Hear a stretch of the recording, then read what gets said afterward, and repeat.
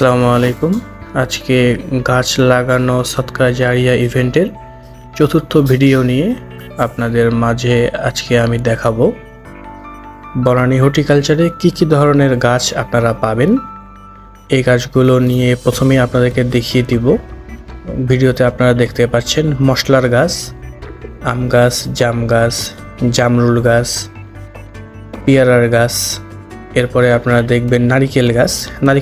নারিকেল গাছগুলো খুবই সস্তায়, 150 টাকা। এই দামে আপনারা 2 বছরের গাছ পেয়ে যাবেন। এই গাছগুলো বাজারে নিতে গেলে 500 থেকে 600